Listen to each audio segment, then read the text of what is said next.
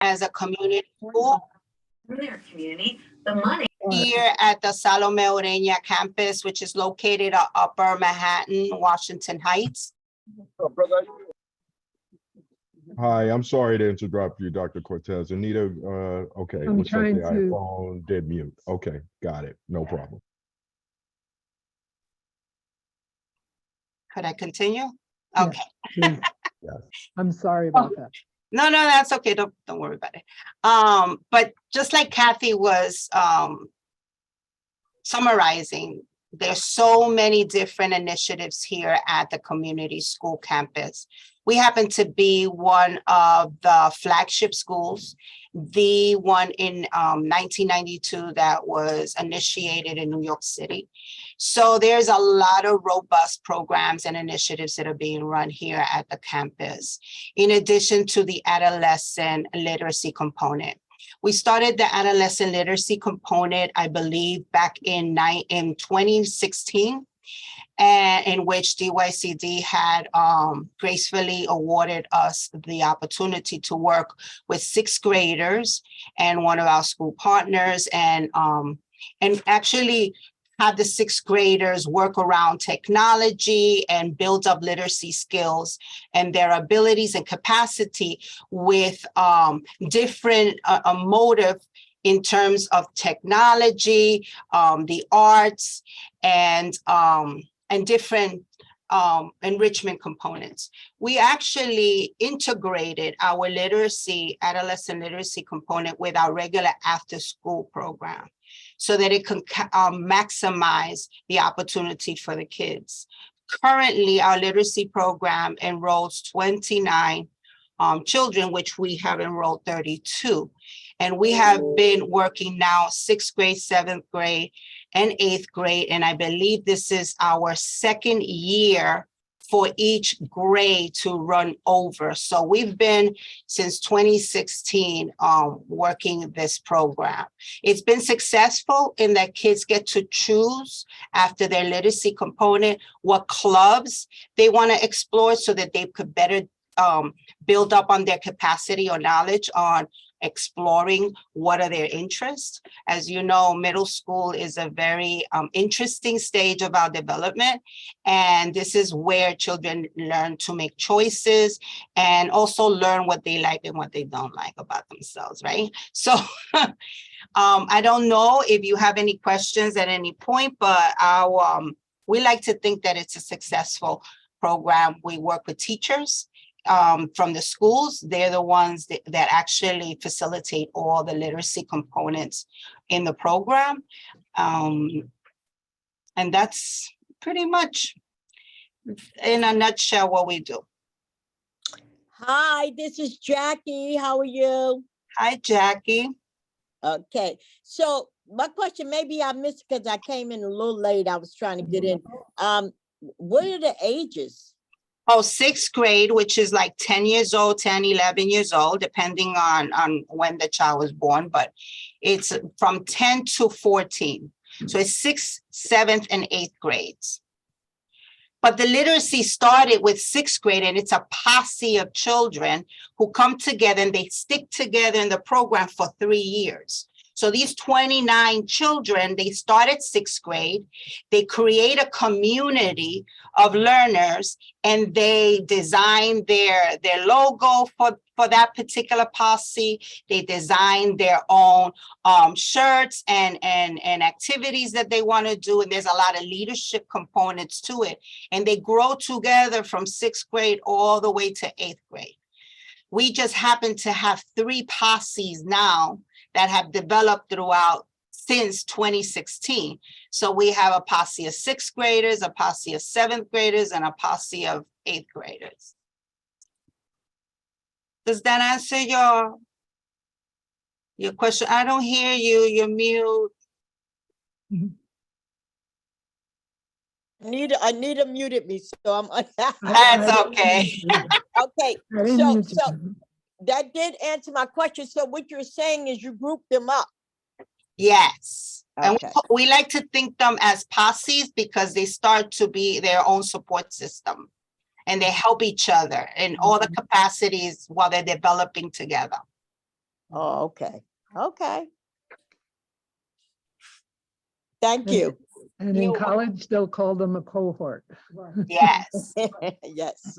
Well, actually, they started back in 1990 as posses.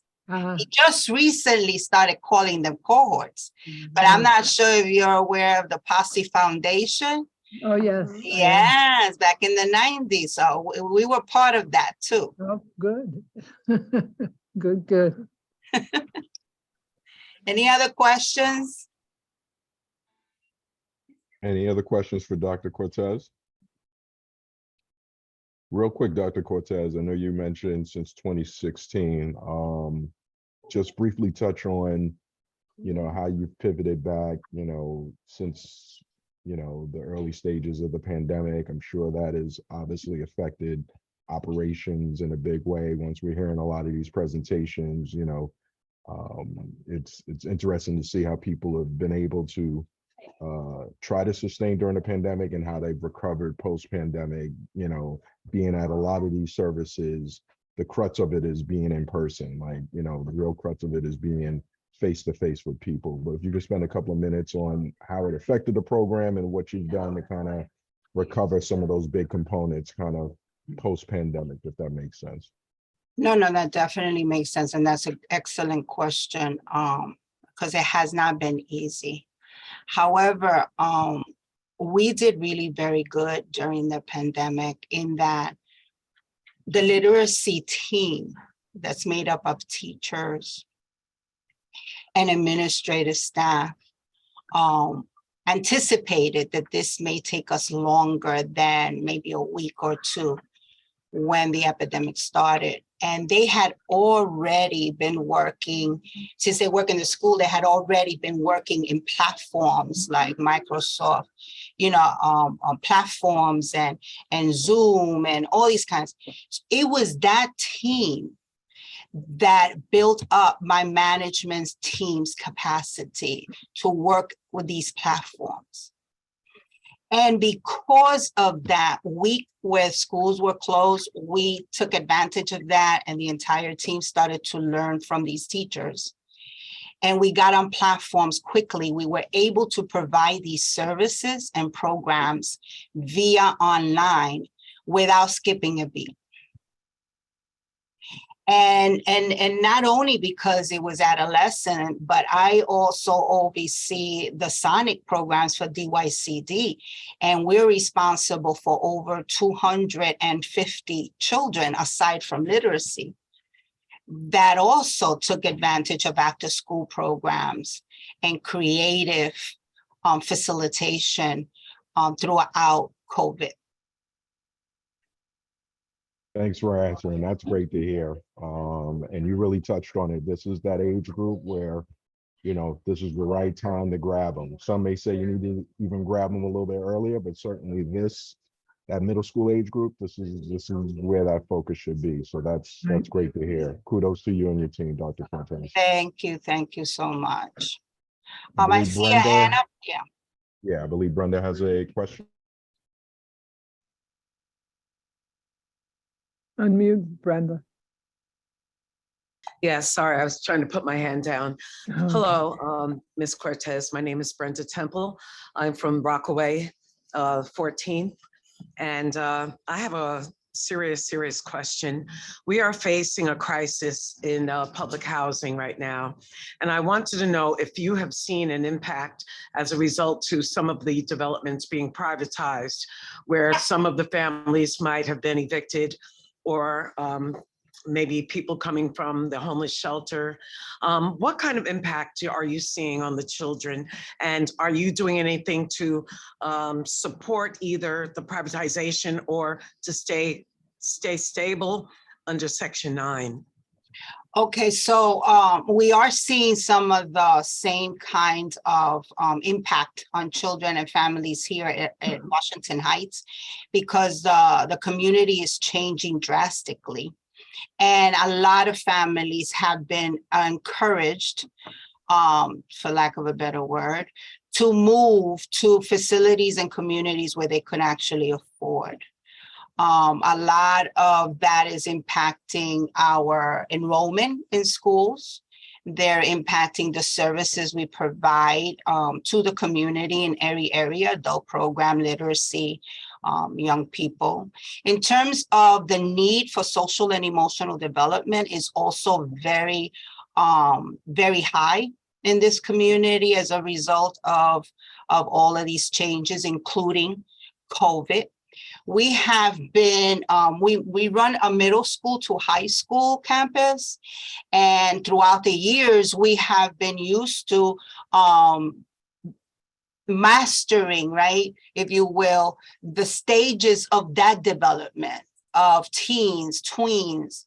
Lately, because of the impact we've seen in all of the family changes and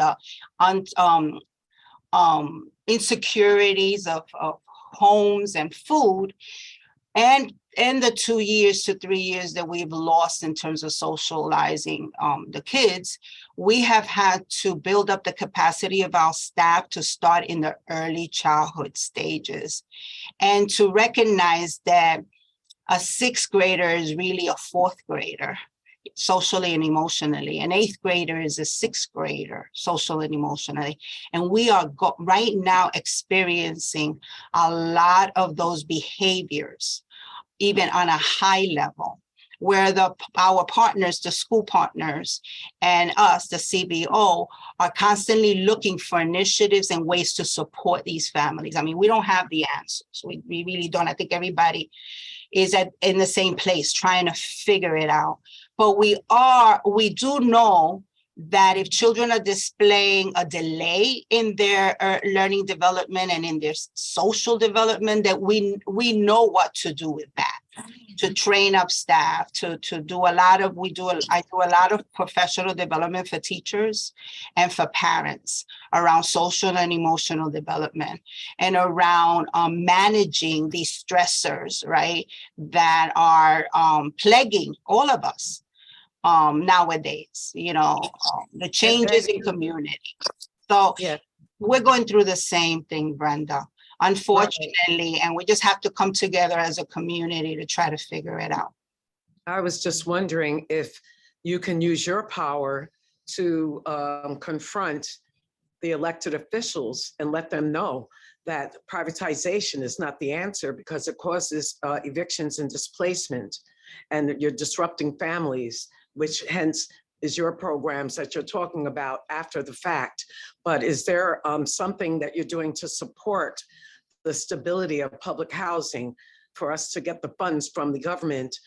Do you have any kind of power or willingness to confront them? And on your end? We really don't, but who has the power is the families. So what we have a connection, and our partners are the families. Here at Washington Heights in particularly, we teach and build up the capacity of families to go and meet with the elected officials and their voices be heard. We even go to Albany. We take the families to Albany and they speak on the issue of housing. They speak on the issue of food insecurities and their need for more initiatives of support in these schools. As a result, our adult literacy component, and I know that we're talking about adolescent here, but they actually go together because DYCD funds us for the adult education piece. The city council gave us money, pilot money this year and last year, to see how we can creatively support families in some of the areas in which we're talking about by having a case management framework and hiring staff to do life coach to support those families in this community around housing, food insecurities, clothing, and anything that may interfere with their abilities to succeed. So, on a small scale, we're doing something, but as an agency, the best that we can do, we've been around for 170 years, here in this community for 31 years, what we can do is educate the community and help them find their voice. That's what we can do. That's the only power I got. That's what we're doing on our end as well. Good. So we're on the right track, Brenda. Thank you, Brenda, for your question. Appreciate it. Thank you, Dr. Cortez. Any other questions for Dr. Cortez? Yes, hi, Donovan with the Brooklyn Borough President's Office. First, again, just kudos to you and Children Aid. I was a former community school director myself, so I literally know the type of your work you're doing. And so my questions are going to be a little bit more pointed, but trying to keep it in the scope of this adolescent literacy program. What are some of the impacts, like outside of just hopefully improving literacy outcomes, right? What are some of the other impacts that you're seeing with this cohort model? Like, for example, I'm very interested to hear about just overall engagement, also student absenteeism, right? Like, is this kind of targeted? And you may have spoke about this earlier and I might have not heard, but when you're selecting these students, especially we know at the middle school level, because I did elementary, so different whole ball game, but we know at the middle school level, it's really all on them. There's very little parent engagement, unfortunately. I know that's usually the experience. So just trying to, like, even the Sonic model kind of lends to that. So kind of like, how are you getting these cohorts or posse of students like interested? Is this kind of in relation to like absenteeism and some of the targeted, the hierarchy of like tier 1, tier 2, tier 3, and like the different engagement on that?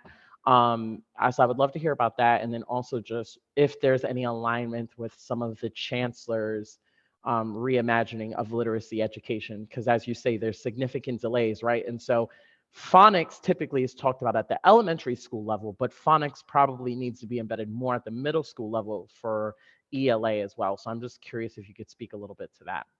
Sure. Our initiative regarding the adolescent literacy component, as you heard, involved also clubs and different opportunity for kids. So that in itself encourages kids to interact and want to be part of something, a community. And of course, that impacts attendance in that you cannot participate in these things with your classmates or your friends if you don't come to school. So, and we're constantly having those conversations, even at the beginning of school, where as a community school director that we are everywhere the principal is having all our meetings with parents and kids, that's where we are too. Right. And so the messaging from the beginning is the value of education and attendance. And you can't learn if you're not in school, right? The other things that engage children a lot is choice. In middle school, you want to have choice. I mean, at some point, even in your family system, you may not have choice. We have like 41% L's in this community, school community, and a lot of the families immigrated from Santo Domingo, Mexico, South America, and there's still old nuances that parents hold on to because of their fears or their misunderstanding about freedom, right? So a lot of kids don't have choice at home. So we give choices of clubs. We also developed a student council where the students are the ones that actually tell us what kind of interests other children have. We have a teen component that works with literacy as well as Sonic to help the tutoring and support of academic for children who need extra help. We also provide in our after-school component that literacy is also part of it, an intervention, academic intervention specialist piece. And is that a hired DOE teacher? Because I know typically that's best practices. Okay. Yes, those are, and actually all of my adolescent literacy teachers are actually teachers that work with the same kids, but now they create this after school model where they teach the subject in a very fun way. One of the main things that the kids love about our literacy program is we got a consultant with Hudson Sailing. I don't know if you've heard of them, Hudson Sailing. So Hudson Sailing provides STEM activities of learning, but in that specifically, they're teaching kids how to build a boat. Then what happens with sailing, all the nuances that have to do with sailing, but we actually go to the marina and they actually, after they build their boat, they test their boat. So all of the literacy kids in a different capacity, 6th grade, 7th, 8th grade, each capacity is different, is connected to this project called Hudson Sailing.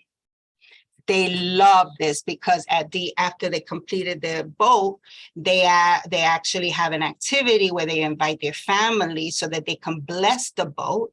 And then they put the boat on the water and they get to display and present all the things that they've learned about the robotics about the boat, the art of the boat, and the dimension about the boat. And they all fitted it.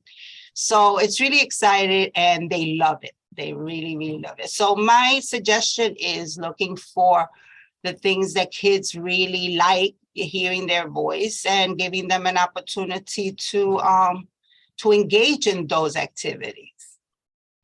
Okay, perfect. And I'm assuming, again, just going back to the attendance piece, just because we both know DOE is super hyper focused on it, specifically within the community school model, that you're seeing outcomes of better attendance. I do see outcomes better in attendance if you compare them to public schools who are not community schools.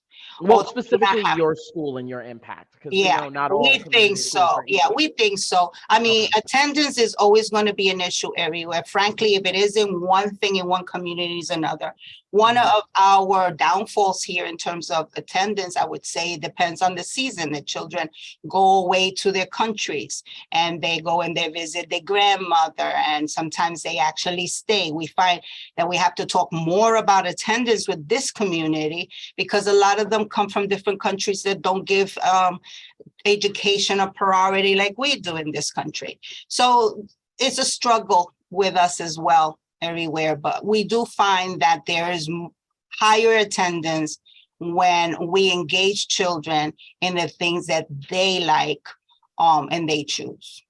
Perfect. Thank you so much, Dr. Cortez. Thank you so much, Dr. Cortez. Appreciate all the questions.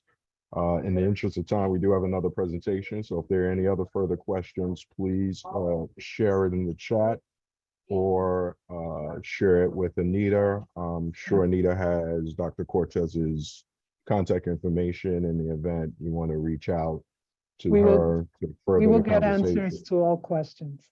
Okay, great. You're doing great work, Dr. Cortez, and we do appreciate your time in doing this presentation. Wishing you all the best of luck.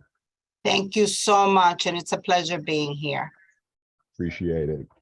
So I see our other two speakers are present. We have Miss Battle here and Miss Surency. I hope I'm pronouncing that last name correctly. Anita, do we have Patrice Lewis Patrice, here to do the yes. introduction? Patrice is here. I'm trying to I'll get the move over camera. to you. No, it's okay. We got it. Okay, great. Let You me wanna just come make here? Sure, Sure. she's on. Looks like Patrice On is camera. on site there, so she'll do the introduction of our Yes, next two speakers. I do have a hard stop at 7. I have another board meeting at 7. I don't say that to rush it. I never want to rush the meeting. So if the conversation is still going, I will jump off and we'll ask Anita to end the meeting. So I just want to let people know up front. Hi, good evening, everyone. My name is Patrice Lewis, and I'm the Deputy Director of the Community Action Board, Community Action Programs Unit. And I just want to take a time to talk to you about economic development programs. The goals of the economic development program is for individuals and families who live in low-income communities achieve stable and economic security, or stable and achieve economic security. Our second goal is that in these communities, that they live healthy and offer economic opportunity. And lastly, that people in these communities are engaged and active in building opportunities in these communities. And with that said, I want to introduce you to two of our providers who are doing this work, and they're going to talk to you about how they're bringing about this initiative. And the first one, we're following the agenda. The first one will be Ms. Lynette Battle from the Bridge Street Development Corporation. Hello, everybody. My name is Lynette Battle. I am the Director of Economic Development for Bridge Street. I am here with my colleague, Ms. Michelle Bostic, who is our Program Director for Community Engagement, and she helps with the outreach as well. So I'm going to ask that you, I will be quick and as quick as possible. I will ask that you extend me a little grace. I've done this, something similar for small business services and other entities, never for DYCD. So this is new to me. So I do have a quick presentation I would like to go through, and then we can open it up to questions if you would. So just give me 1 second. No one ever said I was the most proficient in technology. No worries. I normally pass it over to my 16-year-old. No worries. So just bear with me 1 second. Can everyone see my screen? Yep. Can you see that? Yes. Okay. So I just want to give you a quick overview of who Bridge Street is. Bridge Street is a 501c3 organization from Central Brooklyn, and with a mission to provide civic and economic opportunities to the residents of Central Brooklyn, with an emphasis on low and moderate income residents. We do this by building partnerships with businesses, government, and other community stakeholders. And DYCD is one of our partners, has been one of our partners for numerous years in other areas. Some of the things that Bridge Street does, and the reason I want to share this with you is because it all ties together. What we have a real estate arm where we own properties and manage properties. We have senior living senior residents, and we offer services to our seniors. We have a workforce development program, which we've partnered with DYCD for over 25 years, I believe. That encompasses SYEP, NDA, MyBase, and a couple of other programs. We do tenants' rights, and we recently added restorative justice gang intervention. And then there is the economic development arm. That is a huge arm, but everything intertwines together. With the workforce development, we are able to provide our small businesses staffing, the ones that already have brick and mortar. And then for our, I'm going to backtrack a second. We have now included asylum seekers, and we just received funding to assist asylum seekers, but we were doing it all along. Our program director at the Quincy Senior Residence Center is Latina, and it's a passion of hers, and we had the space, and we knew there was a need, and we met the need. So we have all of these entities that are intertwined. We are now even working with presenting to asylum seekers. So if you want to be in this country, here's an opportunity to be a business owner eventually. So we want to set you up, give you financial literacy now in order, so when you are ready, we're here to assist you. So with that being said, I'll go to the next slide. Okay, so with the NDA goals, small business, startup and development counseling, we come from the theory that every business needs a solid foundation. It is what entrepreneurs can turn to each day in order to make sure they are on the right track. This includes a business plan, funding, resources, and technical assistance. We are using the SMART goal strategy with our clients in order to provide them with a template for business success. So not only are we doing this with existing businesses, we're doing it with our solopreneurs, we call them, and potential startups.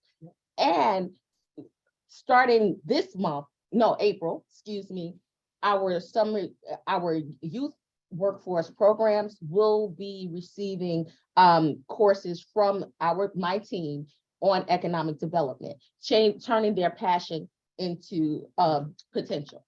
So that's one of the things. Now, our next goal is education and training support.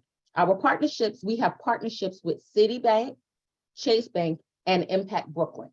And they have afforded us several opportunities to provide our clients with education and training support.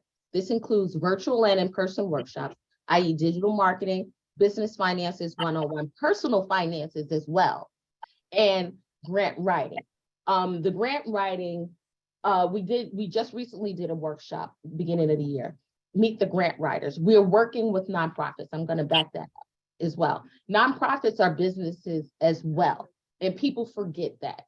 While they have a mission and a goal, the nonprofits have to remain sustainable, and they do that by having a for-profit arm, so they can always have money come in and not just rely on the grants. But we did a workshop called Meet the Grant Writers. Over 110 individuals RSVP. We had close to 100 people in the room. We are following it up in the month of April to meet the grantors, people who do the funding of the grants. So these are some of the workshops and what we facilitate in order to help meet our mission and goal. And then we have the education and career counseling. Through our economic development specialists, we've recently, because of the funding that we did receive, we were able to hire additional individuals to meet the need of the community. We have been able to provide our clients with counseling towards and assistance with attaining certifications such as MWBE certification, be it city, state, or federal. We've helped them, several businesses, become DOE vendors. And we had 2 success stories where recently signed on individuals are now certified instructors in their respective fields. So I'm sorry. So I wanted to talk about, I'm sorry, I can't see, what's working for us. The intake process. Intake provides an opportunity to have an in-depth conversation with clients. It goes beyond just learning what their business or business ideas are, but also what their short and long-term goals are. However, I want to give a quick caveat. We have the intake form that is provided and needs to be completed by DYCD. We have met some challenges with that intake form. Businesses have turned away because this one form is a one size fits all kind of form. And sometimes the businesses and the individuals we interact with find it very intrusive. Let's be honest, in Black and brown communities, we're not trusting the government. Let's just call a thing a thing. And the questions become very granular, rightfully so, but it scares away a lot of the businesses and individuals that we interact with because they find it to be off-putting, especially the older generation. And this is us being transparent. Michelle will tell you, especially when it comes to questions of sexuality and their income. And we've had some people say, don't sign me up. I'm not signing that. It'd be only because we'll still work with them. We just won't enter them into this system. Unfortunately, we don't want to turn anyone away. All right. So what's working? The workshops. Through workshops and training sessions, our clients have gained intrinsic tools and strategies in the areas of digital marketing, social media presence, and understand commercial leases, to name a few. It's amazing when you question someone and what they think a rent should be or how they're going to pay it. Well, I have a certain amount of money saved up just for rent. And when you go through the rent process with them and they understand that this is a 5 to 10 year commitment, that's an education within itself. And then the resources, access to non-traditional employees, networking opportunities, financial and pro bono services, only scratch the surface of what we provide to the clients. Sometimes, and again, Michelle can attest to it, technical assistance looks like therapy.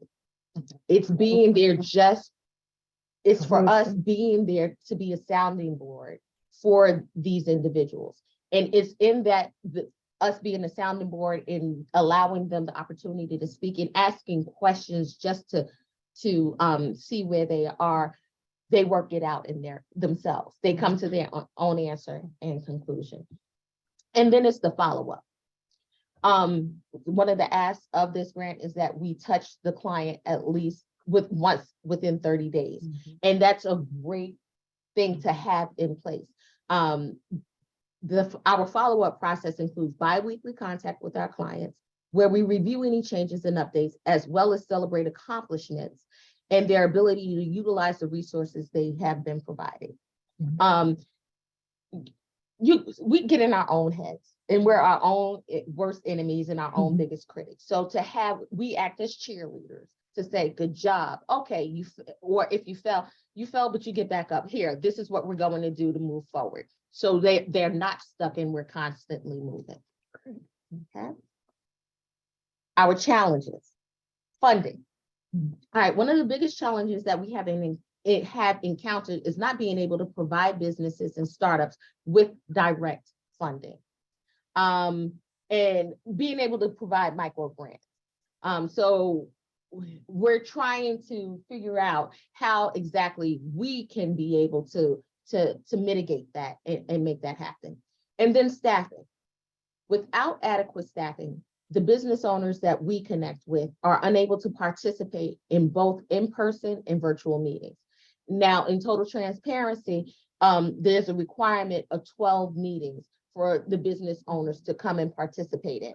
If they're the only one staffing their business, when do they find time to be able to leave their business and then come and meet with us for training?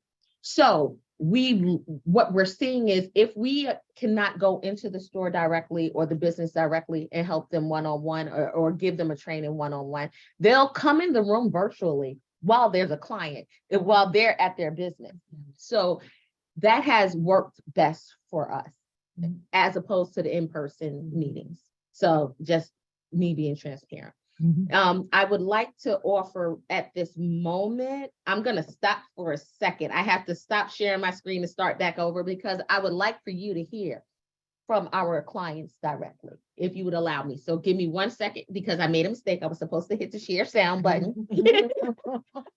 So I'll do it again. All right, bear with me.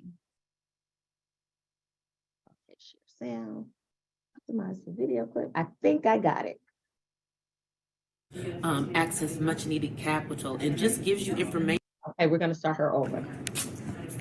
Go ahead. Hi, my name is Cheryl Roberts, and I'm a small business owner, and I just attended the Power of Capital through Chase in Business. It was so excellent. The information that I received will probably be transformative to me, because as a small business owner, you think that you know what you're doing until you come to a seminar like this, and then you get so much information that you never knew to help your business grow and to help you access much needed capital, and just gives you information to help you succeed. I'm so excited, and I'm so ready to make my appointment and implement it all. I really appreciate Bridge Street helping to facilitate this, because Bridge Street is all about community, and with working together, listen, I'm ready to move on up. I'm so excited. Okay, that her name is Cheryl Roberts. She is the owner of Indigo Vintage Style on Lewis Avenue in Central Brooklyn. She's a former Essence model, traveled across the world, and has done some amazing things. And talk about cross-pollination. She is also the facilitator and manager of our Tompkins Avenue Open Streets Concession Market.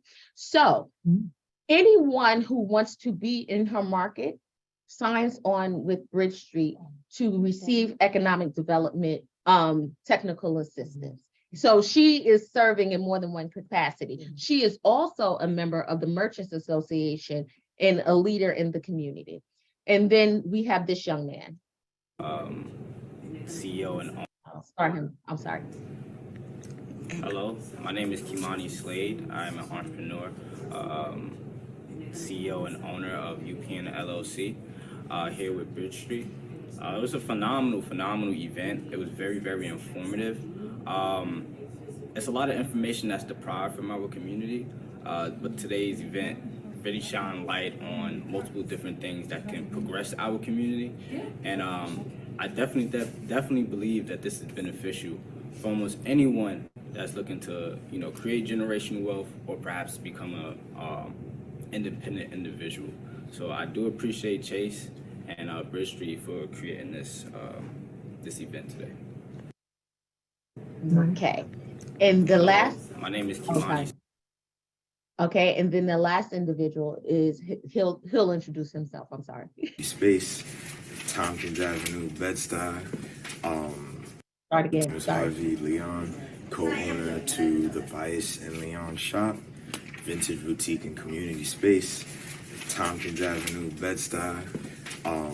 I just attended a marketing and access to capital themed workshop brought to the good people at Bridge Street, and it was very informative. I'm kind of, my mind is kind of buzzing with the possibilities as far as repairing our business credit,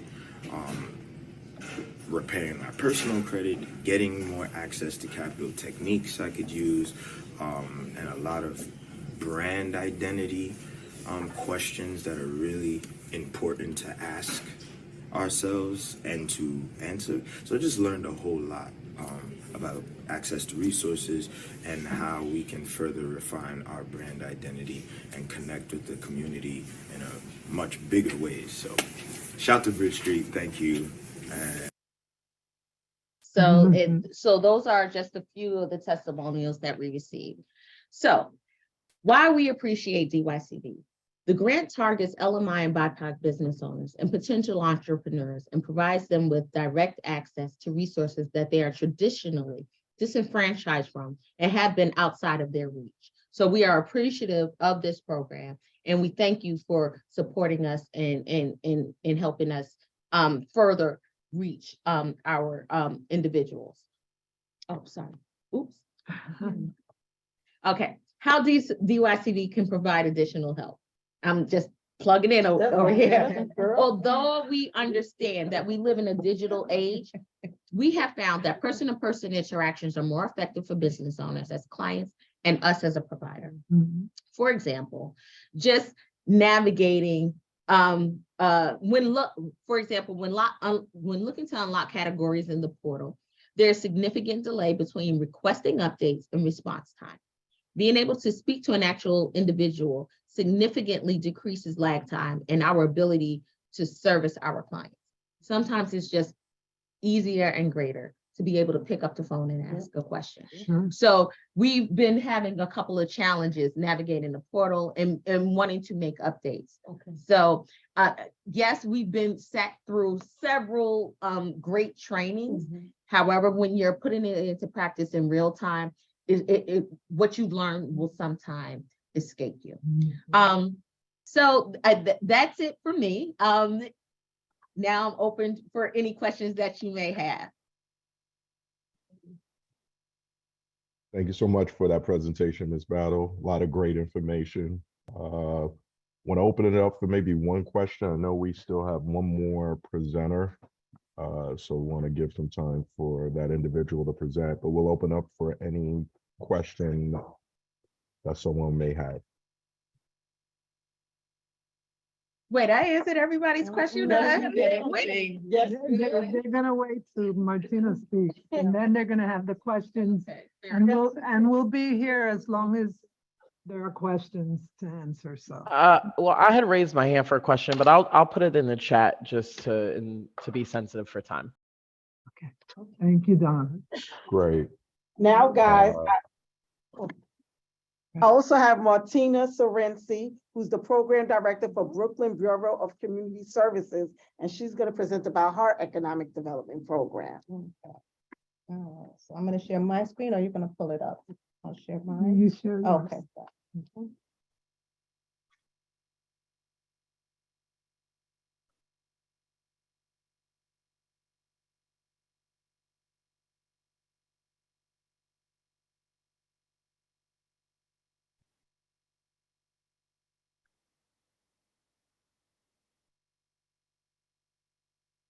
Okay, can you see that? Yeah. Okay, oh yeah, you can, okay. Good evening, my name is Martina Sorensi from Brooklyn Bureau of Community Services, and I'm here with Maya Pruvman. Maya is with our External Relations Advancement Department. In layman's terms, She is the backbone behind our marketing, getting our flyers out, our branding, everything. So she's the mastermind at that. We are pretty much new to the economic development program, so we are learning a lot about business owners, okay? What we always do is anytime we have any workshops, we always communicate our vision and our mission and our goals of the small business development program. So just to briefly, because I know we have a little time here, we envision healthy families and sustainable communities where members are engaged as leaders, neighborhoods to draw from their strengths and generations flourish together. And BCS partners with people to overcome their obstacles on their pathway towards self-determination. So the goal of our Small Business Development Center aims to provide educational support and services to aspiring entrepreneurs, new and current small business owners to help them establish and maintain their businesses in the community. So a brief overview of our services is that we do provide the small business startup and development, employer education, one-on-one counseling, small business community support, family support services, participant recognitions, which is very important. We have upcoming events, and then we're brainstorming about new projects that we are trying to get under development. So every Wednesday, we start off with the How to Start a Small Business information session, and also we have an additional PowerPoint. Because we have kind of three groups of people. We have the people that are thinking about starting a business. We have the people that kind of started a business, sole proprietors, and we have the people that have a business, okay? So there's something in the center for everyone.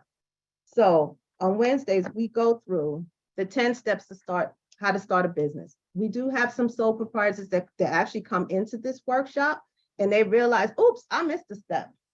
And they're also thinking about, maybe moving from sole proprietor to an LLC, just kind of trying to figure it out. People who are thinking about starting a business, this is the place to come so they know where to start, okay? So then once we have, we go through that, then we have people who are established. Some are established about 10, 15 years, but they're not quite sure what to do. They've kind of just been going through the motions over the years, and they want to learn how to kind of move their business in a different direction and to improve. So that's where we start with our employer education program. We have several topics here, and some of the topics were, asked and preferred by some of the business owners. We're adding workplace culture in there in the next couple of weeks, because this is something we feel is very, very important that a lot of business owners may not be doing. And it's kind of the key to retaining employee retention, okay? And then we have to start, we're growing the business, things you need to know and do. We spoke a lot about the minority, the MWBE certification, the process. And we also speak about marketing your business, because this is an important piece that a lot of owners feel they're doing correct, but they're can use some additional support in that area. Okay. So how do they get help? We are like a 9 till then program because we kind of don't stop. We understand that small business owners, they work from 7 to 7. So what we've learned, over the last 6, 7 months is that, like, when we do outreach, we can't be sitting at a table, community health outreach. So we'll go in and start talking to business owners. We try not to disrupt them, but we talk to them about the programs that we have. If we go to a different outreach, like how we did, it was a film festival, what we'll do, it's different. Then we can kind of be at a table and engage people in that way, okay? I'm so glad Miss Lynette had said that, there's different strokes, different folks in terms of how they are getting the services. We do have a lot of people that are computer savvy. We do have a lot of people that are really not into that. So we do offer a hybrid program, in person, whatever you want to do, you want to come. And also, when I do the workshop, how to start a small business, I do that also on a one-to-one, because not everybody is comfortable with coming into a workshop and they're not comfortable asking questions. Right. So we provide, you know, a comfortable space where they can ask for wherever their comfort level is. One of the things we did participate, we're very, very big on is our community outreach and supporting the community. Recently,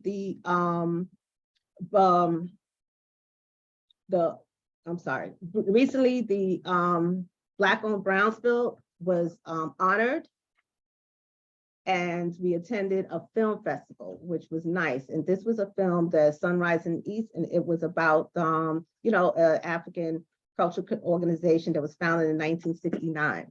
So this was something that was very dear to us, for one, because it honored Black-owned Brownsville and it honored those business owners who were in Brownsville. So we always make sure that, you know, we're attending these types of events. One, we're in Brownsville, and anything that's Black-owned Brooklyn, we try to attend those events. Our family support services. One thing we really stress and we really try to emphasize with small business owners, we know you're working 7 to 7, but are you taking care of yourself? Are you taking care of your family? So with Brooklyn Community Services, we have like wraparound services. We have the youth development program, we have childcare, after school, family services, mental health, adult education.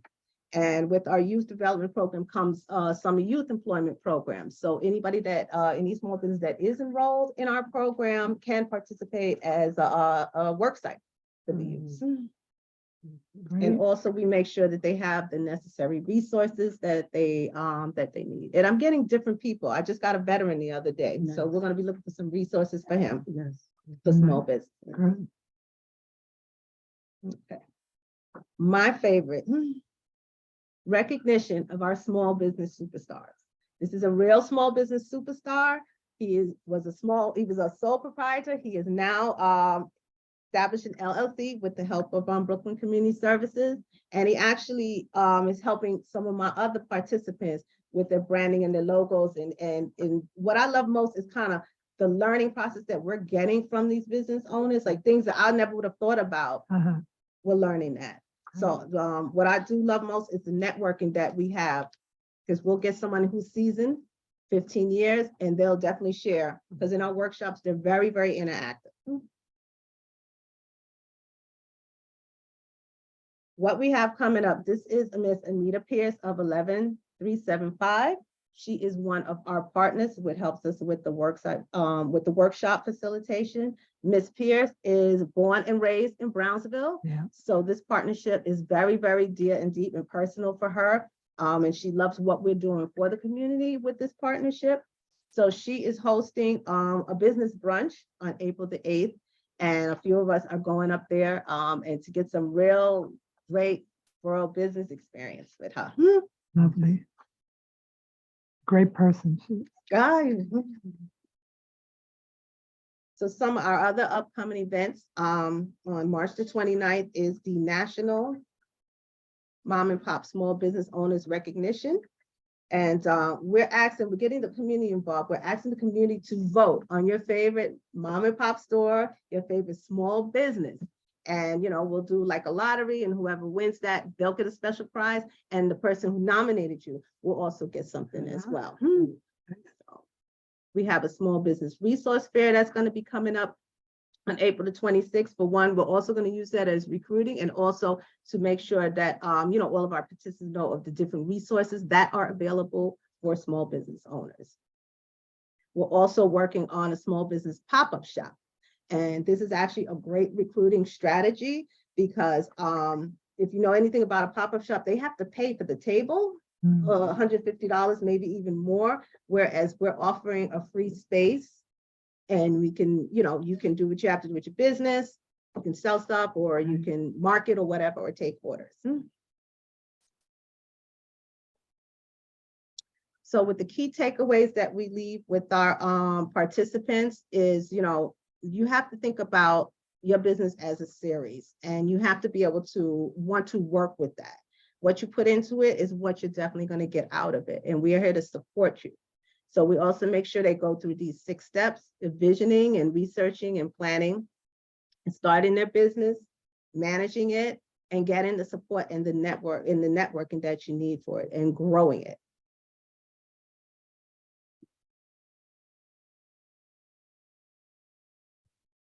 We also have to thank our funder, DYCD, as well as our wonderful partners that are making this happen. We are learning a lot from partners, we're learning a lot from participants, and they're actually helping us to, make this program a success. And we're also going to be working on improving the program. So.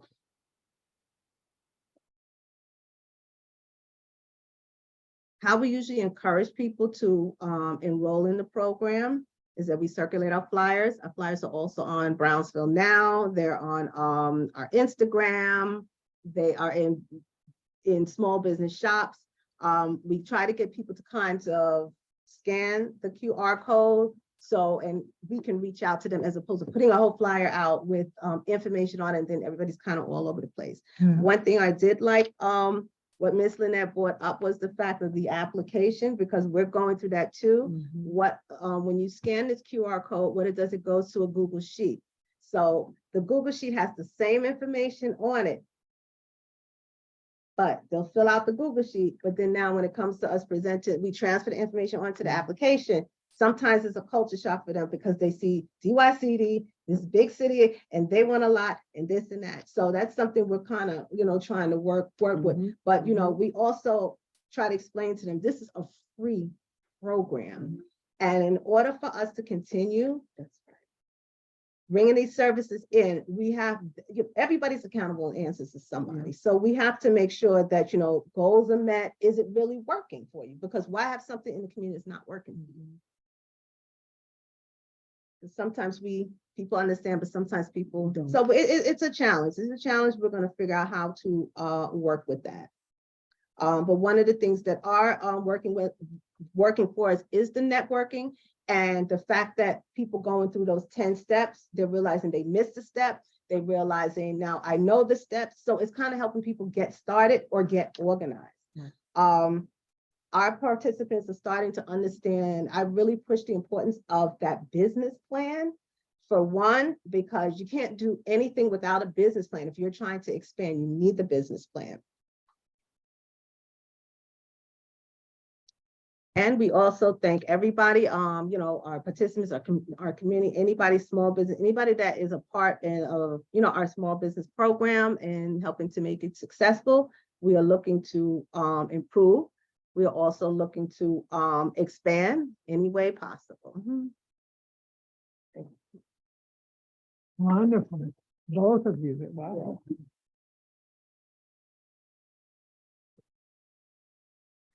Okay. All right. So any questions? I have just a comment. And again, I would encourage both speakers, if you haven't already done so, and if you don't have formal connections with the Borough President's office here at Brooklyn Borough Hall, to please reach out. You may have already had the engagement. I sit in one part of our office, but there is a lot of work that we're actually looking to do specifically around proposing. The Borough President did put out, he announced in his State of the Borough that he's looking to launch a Brownsville small business incubator. So if you haven't been part of that work, that's something that, as I'm listening to you both present, I have to get tapped into that team to see where we're at on that and that rollout, because there might be the opportunity to pitch, that your organizations be part of this work. But my portfolio is specifically education. So my only other comment would be that, and this also aligns with DOE and their vision around pathways, right? And building out more opportunities for high school students in particular to kind of see themselves, when they graduate, what can they do? I think we need to start thinking about youth education and youth after school programming and entrepreneurship as one in one, because as I shared offline with Lynette, there are a lot of youth that I've been engaging with recently that have been like, hey, I make wigs, I do this, I do that. How do I start a business? And they feel like they can't do anything because they're young. And we want to foster and kind of cultivate this energy now with them and give them a pipeline and show them what this could look like. So it sounds like both are both doing that work as well, but also like embedding it already in your other mandated or other youth programs that you're doing, because this is something that youth are particularly interested in.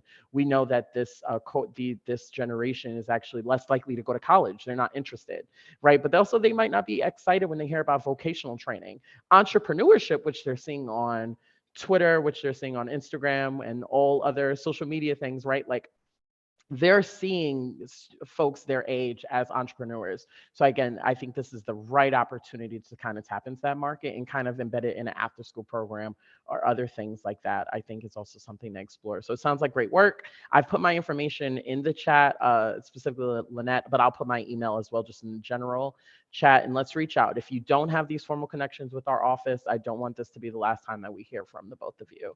And that's all I have to say on that. Thank you for saying that. So much. I just want to give a little caveat. Like I said, we do do entrepreneurship with our young people. To give an example, our COO, Oma Holloway, her daughter does wigs. Not only she does makeup, she does wigs, and she's an artist. So it's getting her focused. So let me just say, it's a challenge doing your boss's daughter's, helping her with her business. However, it's a challenge to get her focused. Which one do you want to, one at a time for right now, and then we blend it all together.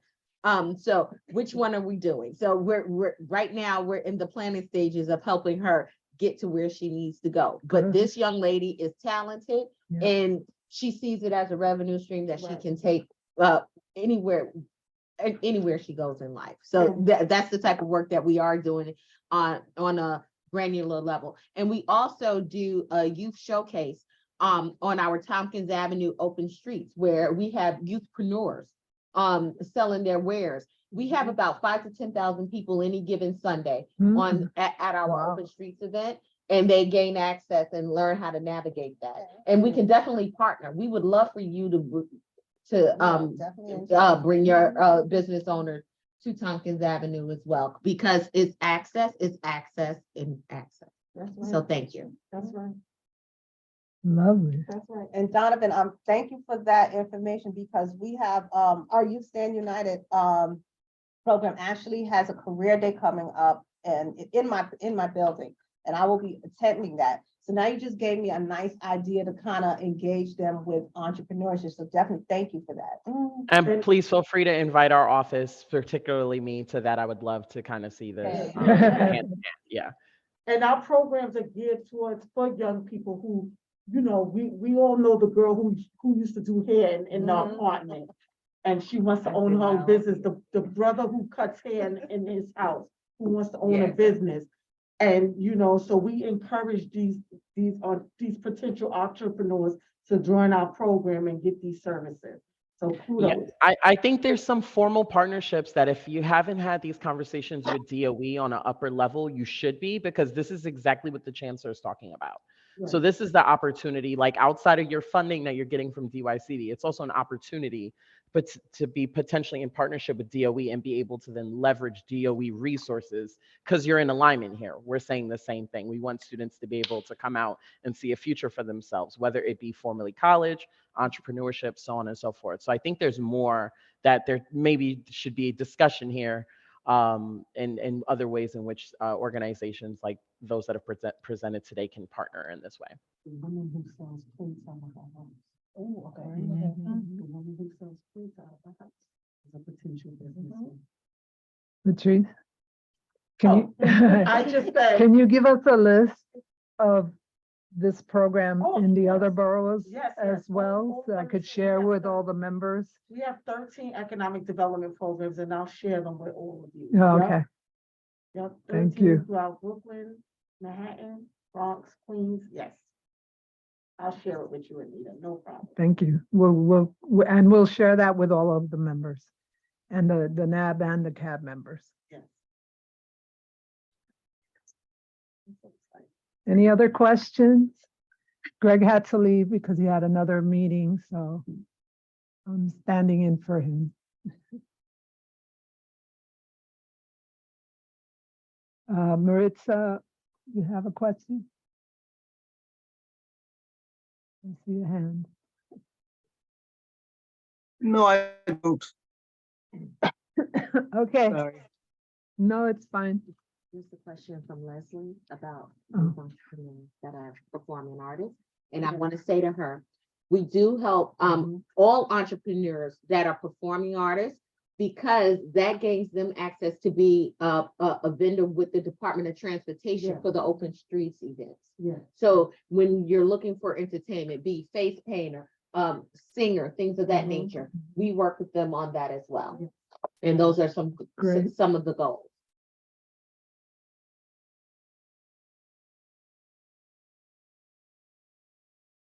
I guess that's it, but on behalf of DYCD and the CAB, I thank you for coming, and you too, Ms. Cortez, online. Wonderful programs. I know our communities are in good hands. Thank you. So with that, I need a motion to adjourn from one of the CAB members. Donovan Swanson, Borough Hall, motion to adjourn. And now I need a second. Second, Mariel Ali. Oh, hi, Mario. Thank you. Mario Ali is from the Manhattan Borough President's office. Okay, all those in favor? Aye. Aye. Aye. Great. All right, it's almost 7:15. So we went a little bit over time, but all of this was good information. So thank you all for attending. Thank you to our presenters again, wonderful information.